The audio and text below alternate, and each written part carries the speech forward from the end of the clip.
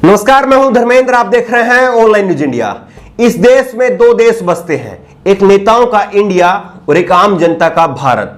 आम जनता के लिए हर नियम कायदा उन पर लागू होता है और नेताओं के लिए कोई नियम कायदा उन पर लागू नहीं होता। इस बात के कई सारे उदाहरण हमने देखे हैं और इस बात के भी उदाहरण हमने देखे हैं कि गोदी मीडिया इस देश में चाहे जिस मुद्दे को उतना बड़ा बना सकती है, उतना ज्यादा उछाल सकती है और चाहे जिस मुद्दे को जो उनके एजेंडे को सूट नहीं करता है उस मुद्दे को दबा सकती है।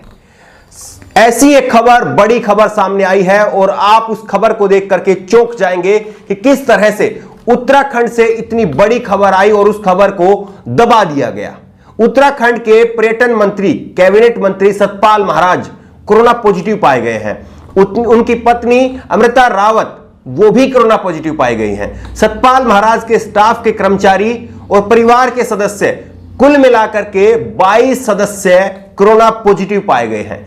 सतपाल महाराज के घर के बाहर 20 मई को एक पोस्टर चिपका दिया जाता है कि आप अपने घर से बाहर नहीं निकल सकते हैं, आपको होम क्वारंटीन किया गया है। लेकिन हमको क्या, हमारा नाम सतपाल महाराज है, हम प्रदेश के कैबिनेट मिनिस्टर हैं, हम पर्यटन मंत्री हैं, हम घर से बाहर निकलेंगे, हमको कौन रोक सकता है।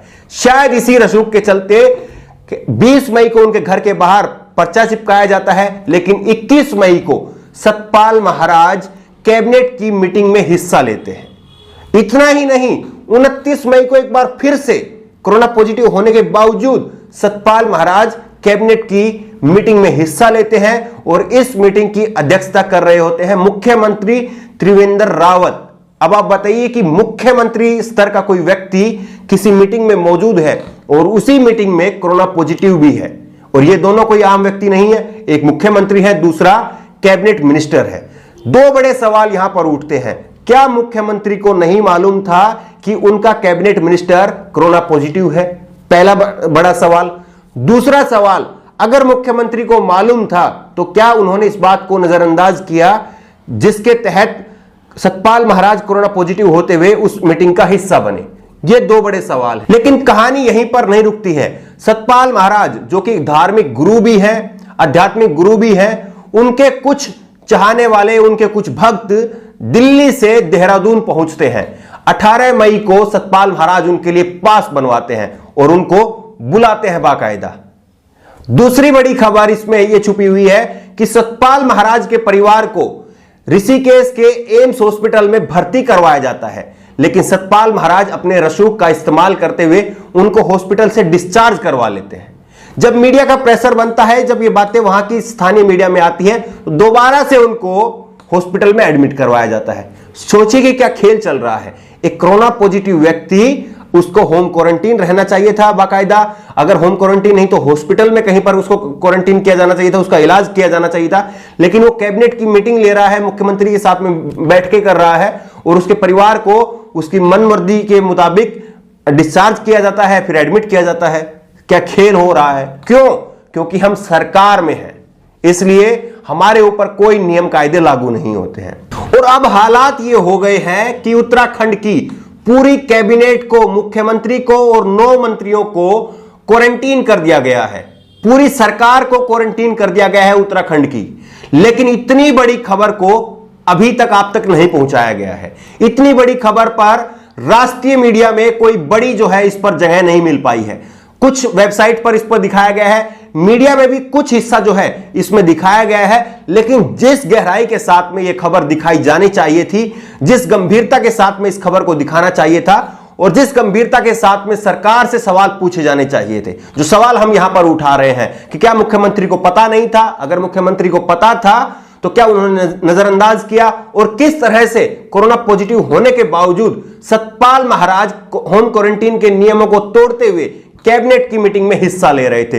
उन पर क्या कार्रवाई अभी तक हुई है? उनके परिवार को उनकी मनमर्जी मुताबिक डिस्चार्ज किया जाता है और एडमिट किया जाता है। ऐसा क्यों होता है? और इसको लेकर के सतपाल महाराज पर क्या कार्रवाई होगी?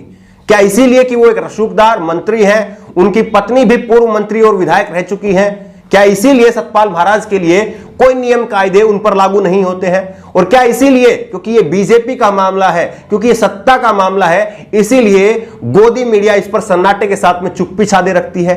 सोचिए कि जमातियों के नाम पर कितना हल्ला काटा गया था। और जिस समय पर हमें तैयारियां करनी चाहिए थी और सरकार को तैयारियां क्या कर रही है सरकार और कहां पर कमियां रह रही है, मीडिया को यह दिखाना चाहिए था। उस समय कितने घंटे मीडिया ने अपने, कितने दिन अपने जमातियों के ऊपर खराब कर दिए। और सोचिए कि यह मामला जमातियों से बड़ा है या जमातियों से छोटा है। जमातियों का जब मामला आया था तो उस वक्त जमातियों को यह नहीं मालूम था कि उनके अंदर कोई कोरोना पॉजिटिव व्यक्ति है, लेकिन यहां पर सतपाल महाराज को मालूम था कि वो कोरोना पॉजिटिव है, उनकी पत्नी कोरोना पॉजिटिव है। उसके बावजूद वो मीटिंग में हिस्सा ले रहे थे, उसके बावजूद मुख्यमंत्री की मीटिंग में जो है वो पहुंच जाते हैं। यह मामला ज्यादा गंभीर है या फिर जमातियों का मामला ज्यादा गंभीर था? एक सरकार, हम जमातियों को यह मान करके चल सकते हैं कि चलिए उनकी मंशा खराब रही होगी, हम ये मान करके चलते हैं, लेकिन जो व्यक्ति कैबिनेट मिनिस्टर है उसकी तो यह मंशा नहीं रही होगी कि वो कोरोना फैलाए। तो फिर उन्होंने अपने नियम क्यों तोड़े? उन्होंने क्वारंटाइन के नियम को क्यों तोड़ा? क्या उनकी मंशा क्या रही? क्या फिर वो जो ये कोरोना जिहाद, जिनको मीडिया ने कोरोना जिहाद का नाम दिया, क्या वो कोरोना जिहाद जो है वो उत्तराखंड में फैलाना चाह रहे थे? और मीडिया इस पर इसीलिए चुप्पी है क्योंकि बीजेपी का मामला है, सत्ता का मामला है, इसलिए आप हाथ नहीं लगाएंगे, इस पर सवाल नहीं उठाएंगे। क्या सिर्फ इतनी भर जो है वो आपकी जिम्मेदारी है? इसीलिए मैंने कहा कि इस देश में दो देश है, एक आम जनता के लिए और एक नेताओं के लिए। अगर आप नेता है तो आप पर कोई कार्रवाई नहीं बनती है, और अगर आप आम जनता में है तो आप पर सारे नियम कायदे लागू होंगे। सोचिए कि अगर कोई व्यक्ति अपनी मन की मर्जी से एडमिट हो सकता है और डिस्चार्ज हो सकता है किसी हॉस्पिटल से। आज ऐसी ऐसी हालात मैं देख रहा हूं। कल रात को ही मेरे एक चाहने वाले का फोन आया और उनके एक परिजन को पूरी रात भर वो दिल्ली में घुमाते रहे। उन्होंने बताया कि उनको लक्षण थे लेकिन उनको कहीं पर जगह नहीं मिली, बेड नहीं मिला, और आखिरी में रात में ही उनकी मृत्यु हो गई। इस तरह की हालात आम जनता के लिए है। और एक नेता के लिए, वो जब चाहता है अपने परिवार को एडमिट कराता है, जब चाहता है अपने परिवार को डिस्चार्ज कराता है, जब चाहता है वो कैबिनेट की मीटिंग में हिस्सा लेता है, जब चाहता है मुख्यमंत्री के साथ में बैठकें करता है, जब चाहता है, जब अपने दिल्ली से आए हुए भक्तों को पास दिलवाता है, उनसे मीटिंग करता है, उनसे मुलाकात करता है। ये कोई मामूली आदमी नहीं है, ये बहुत बड़े धार्मिक गुरु हैं सतपाल महाराज, आध्यात्मिक गुरु हैं। मानव सेवा उत्थान समिति के नाम से एक ट्रस्ट चलाते हैं जिसके लाखों सदस्य हैं, और जिसमें ये ज्ञान, नॉलेज, ज्ञान जैसा एक कोई इनका एक कॉन्सेप्ट है मेडिटेशन का, उस पर ये बखान देते हैं कि किस तरह से हम लोग अपने मन को जो है एकाग्र करें, ज्ञान देते हैं उस पर ये। लेकिन ये कितने अज्ञानी बने रहे कि इनको पता था कि इनको क्वारंटीन किया गया है, इनको कोरोना हो गया है, और उसके बावजूद लगातार ये मीटिंग करते रहे, घूमते रहे, बाहर निकलते रहे।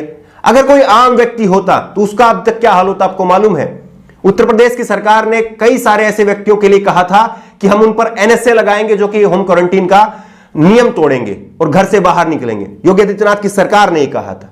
तो क्या आम जनता के लिए नियम कायदे अलग और सरकार के लिए नियम कायदे अलग? ये पूरी तरह से अब साफ है, आप इसको मानेंगे, और गोदी मीडिया जो एजेंडा सूट करेगा उसी को उठाएगा। इतनी बड़ी खबर, उत्तराखंड की पूरी गवर्नमेंट, उसको क्वारंटीन कर दिया गया है। इतनी बड़ी खबर पर कहीं पर कोई हल्ला सुनाई नहीं देता है, कहीं पर कोई चर्चा सुनाई नहीं देती है। सोचिए। और दूसरी बड़ी खबर, दूसरी बड़ी बात आपको बताएं कि सतपाल महाराज ये वही व्यक्ति हैं जो कि 2017 की विधानसभा चुनाव में सबसे अमीर एमएलए थे, जिनका नाम एक वक्त में मुख्यमंत्री की रेस में था, और जिनकी संपत्ति जो है वो 80 करोड़ रुपए बताई जाती है। इन्होंने अपने 2012 में इनकी जब बेटे की शादी हुई थी, उस समय अपने बेटे की शादी में करोड़ों रुपए खर्च कर दिए थे। ये सतपाल महाराज हैं। तो ये सीधे तौर पर एक रसूख का मामला है, और शायद इसी का नतीजा है कि सतपाल महाराज जैसे लोगों को पूरी तरह से छूट मिलती है, और उस छूट का वो नाजायज फायदा उठाते हैं, और उनकी इस हरकत की वजह से अब ना जाने कितने लोगों को जो है वो कोरोना का जो दंश है वो झेलना पड़ेगा।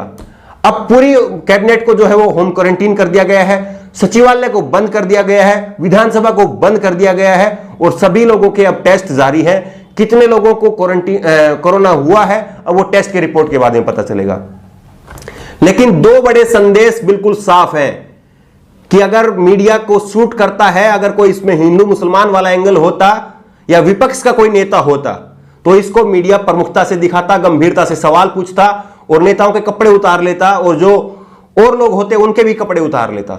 लेकिन जब इस सरकार का मामला है, बीजेपी का मामला है, तो इस पर बड़े शांत तरीके से जो है कहीं कहीं पर इस पर खबर मिलती है, पूरी प्रमुखता के साथ में इस मामले को नहीं दिखाया जा रहा है। एक आम सामान्य व्यक्ति जिसको कोरोना बताया जाता है, उसको उसके घर पर क्वारंटीन किया जाता है, उसके बाहर पोस्टर चिपका दिया जाता है। दिल्ली पुलिस का या कहीं पर जो स्थानीय पुलिस होती है दूसरे राज्य की, वहां पर वो पहरा देती है और उसको नियम तोड़ने पर सख्त सजा भी मिलती है। लेकिन वहीं पर अगर आप सत्ता में हैं, आप रसूखदार हैं, तो आपके लिए कोई नियम कायदे नहीं है। यह पूरी तरह से साफ है। दूसरा, इसमें एक महत्वपूर्ण सवाल उठता है कि प्रधानमंत्री नरेंद्र मोदी जी ने कहा कि आरोग्य सेतु ऐप हर कोई डाउनलोड करेगा, अपने फोन में रखेगा।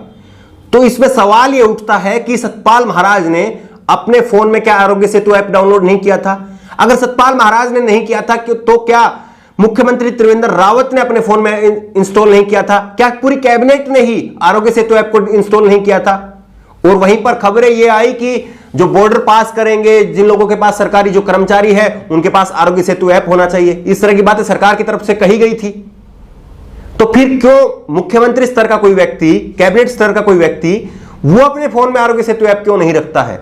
और उनके फोन में अगर आरोग्य सेतु ऐप था तो उनको पता क्यों नहीं चला कि कोरोना पॉजिटिव संक्रमित एक व्यक्ति उनके जो है संपर्क में है? क्यों नहीं पता चला? ये पूरी तरह से चूक है या इसको पूरी तरह से नजरअंदाज किया गया? सबसे बड़ा सवाल यही है। इस खबर को लेकर के आपकी जो भी राय हो नीचे कमेंट बॉक्स में अपनी राय जरूर दें और इसी तरह की तमाम खबरों के लिए ऑनलाइन न्यूज इंडिया को सब्सक्राइब करें। धन्यवाद। इस खबर को अभी लाइक करें, शेयर करें और ऑनलाइन न्यूज इंडिया की सभी खबरें अपने मोबाइल फोन पर सबसे पहले देखने के लिए अभी चैनल को सब्सक्राइब करें और घंटी जरूर दबाएं।